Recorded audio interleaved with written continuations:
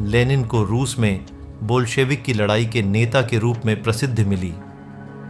वह सन 1917 से सन 1924 तक सोवियत रूस के और सन 1922 से लेकर 1924 तक सोवियत संघ के भी हेड ऑफ गवर्नमेंट रहे।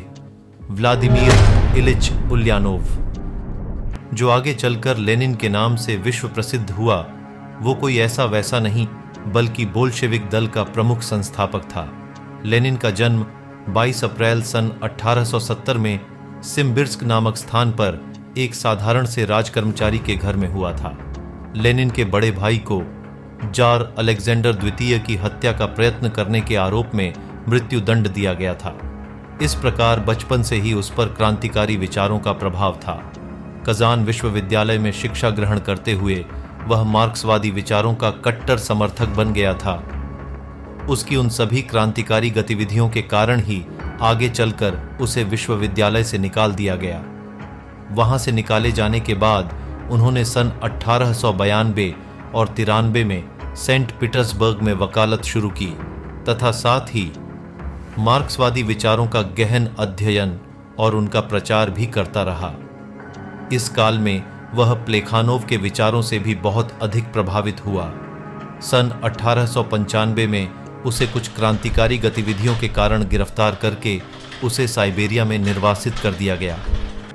साइबेरिया से भी निकाले जाने के बाद उसने जेनेवा से इस्करा और जारिया नामक समाचार पत्रों के संपादन में अपना योगदान और जमकर सहयोग दिया।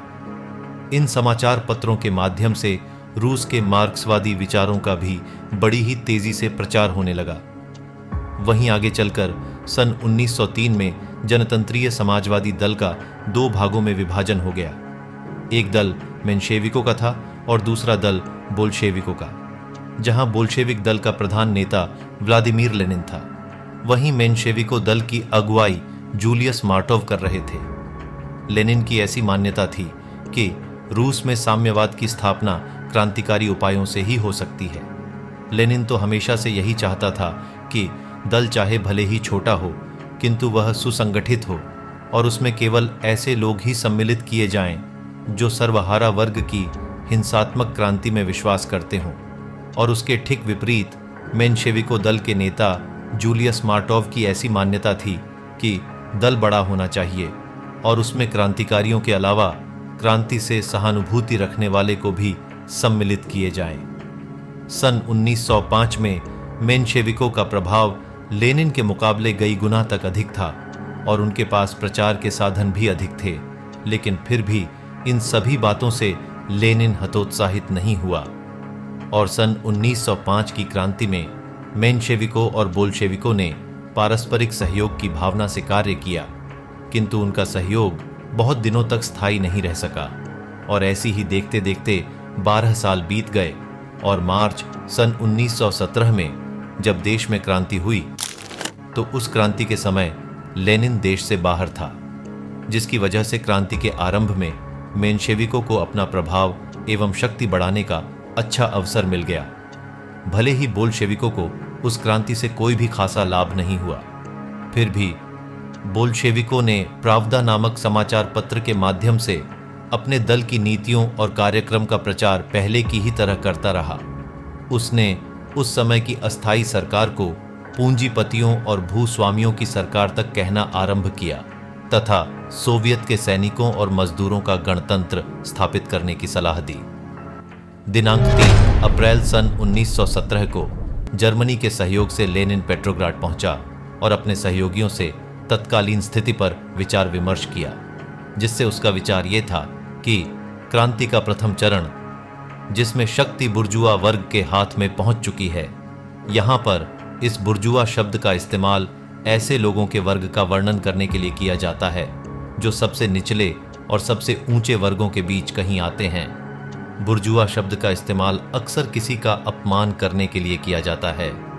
बहुत गरीब और बहुत अमीर लोगों के बीच बुर्जुआजी का स्थान है।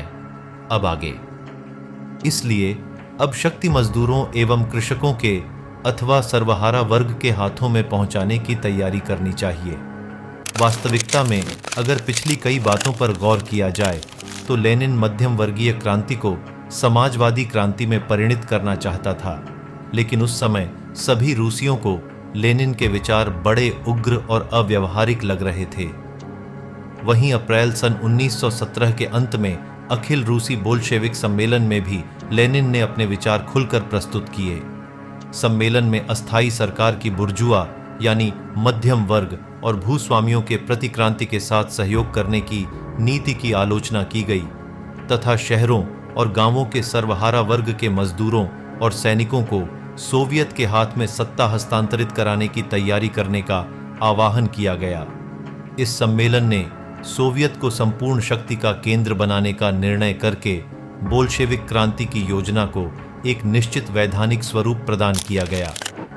इसके बाद मई सन 1917 में लियोन ट्राट्स्की, जो उस समय अमेरिका में था, वो वहां से पेट्रोग्राड पहुंचा और थोड़े ही समय में वह रूस का एक प्रभावशाली नेता बन गया। बोल्शेविकों के साथ सहयोग करने के विषय में व्लादिमीर लेनिन से बातचीत करके जून में अखिल रूसी सोवियत सम्मेलन में सभी समाजवादी दलों के प्रतिनिधियों ने भाग लिया।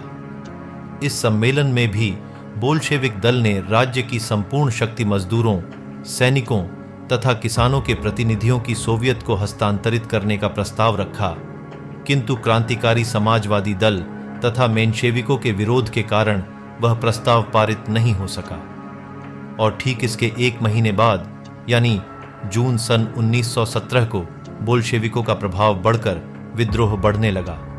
3 जुलाई को हुए विद्रोह के बाद अस्थायी सरकार ने बोल्शेविक सभी नेताओं को गिरफ्तार करना आरंभ कर दिया, जिसके कारण लेनिन को रूस छोड़कर फिनलैंड भागना पड़ा।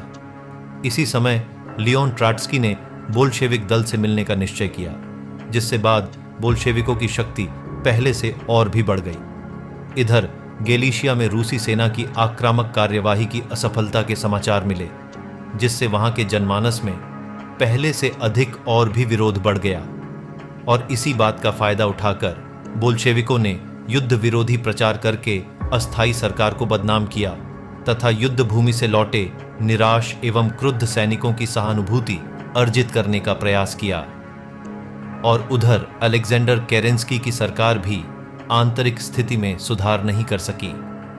इन्हीं सब विद्रोहों की वजह से देश में खान पीन की सामग्री और औद्योगिक उत्पादन में लगातार कमी होती जा रही थी, जिसके कारण किसानों के उपद्रव बढ़ते जा रहे थे तथा युद्ध क्षेत्र में रूसी सेनाएं निरंतर पराजित होती जा रही थीं। ऐसी स्थिति में चीफ जनरल लावर कोर्निलोव ने सेना की सहायता से सत्ता हथियाने का प्रयास किया, किंतु केरेंस्की ने बोल्शेविकों की सहायता से लावर कोर्निलोव के सभी प्रयासों को विफल कर दिया, जिससे अब बोल्शेविकों को अपनी शक्ति बढ़ाने का अच्छा अवसर मिल गया। और सितंबर में ट्राट्स्की पेट्रोग्राड सोवियत का प्रधान बन गया और मास्को की सोवियत ने भी बोल्शेविक की कार्यकारिणी को एक गुप्त चिट्ठी लिखी, जिसमें उसके माध्यम से ये कहा गया कि अब सशस्त्र क्रांति द्वारा सत्ता हस्तगत करने का समय आ गया है। बोल्शेविक क्रांति में लेनिन के आदेशानुसार बोल्शेविक कार्यकारिणी ने 23 अक्टूबर को सशस्त्र क्रांति द्वारा सत्ता हथियाने का निर्णय ले लिया।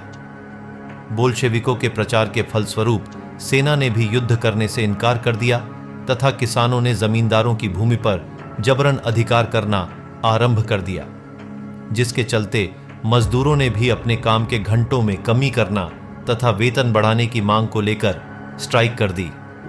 और इन सभी वजहों से वहां पर अराजकता फैल गई।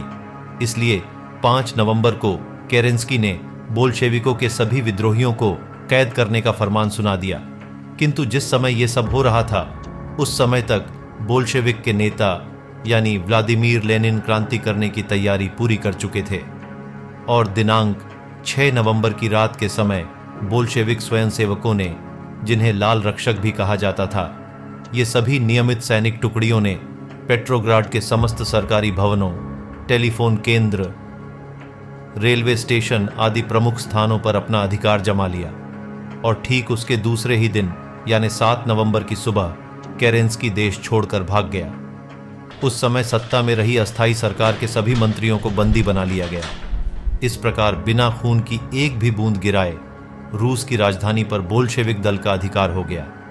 और इस तरह मार्च सन 1917 की क्रांति ने जारशाही के निरंकुश शासन का अंत कर मध्य वर्ग के शासन की स्थापना की, जिसके बाद दिनांक 8 नवंबर सन 1917 को नई सरकार का प्रथम मंत्रिमंडल गठित किया गया, जिसके चयन समिति द्वारा व्लादिमीर लेनिन को मंत्रिपरिषद का अध्यक्ष चुना गया और ट्रॉट्स्की को विदेश मंत्री बनाया गया।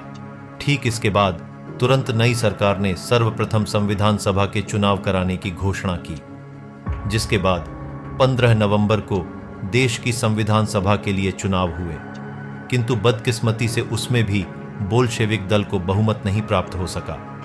अतः इससे गुस्साए व्लादिमीर लेनिन ने इस सभा को प्रतिक्रियावादी सभा कहकर इसे बीच में ही भंग कर दिया तथा देश में पूरी तरह से सर्वहारा वर्ग का अधिनायक तंत्र स्थापित कर दिया।